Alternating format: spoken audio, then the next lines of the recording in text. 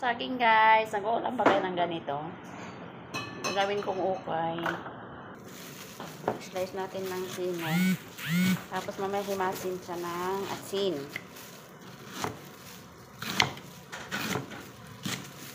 At kung makakain na, walang ano yan. Okay lang yan. Walang masasayang.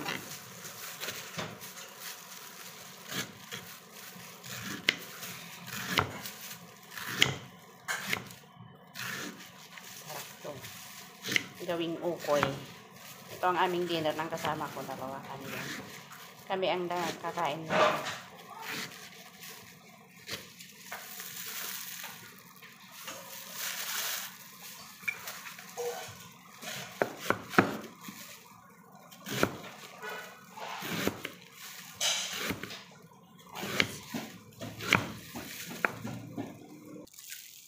Tapos ko nang hiniwa-hiwa guys, lagyan ko ng asin. Para ano siya, himahim. Ito guys, hinihimas-himas ko na siya.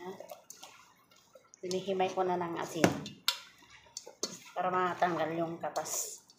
Tatanggalin natin yung katas niya para malambot.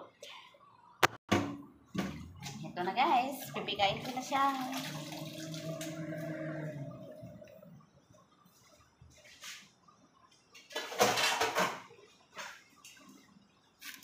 Alisin ko na yung katas niya. Ganyan siya guys. Tapos mamaya pipirito ko, lagyan ko siya ng harina. Gawin kong pusong saging yung ukoy. Ay, sarap.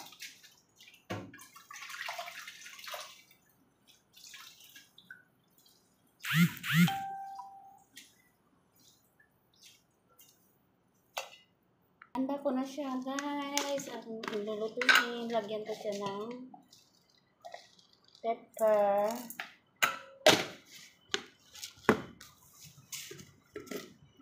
Saka salt. And lagyan ko ng harina.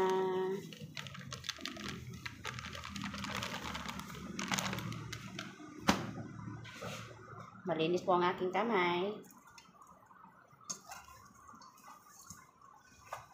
I-mix natin.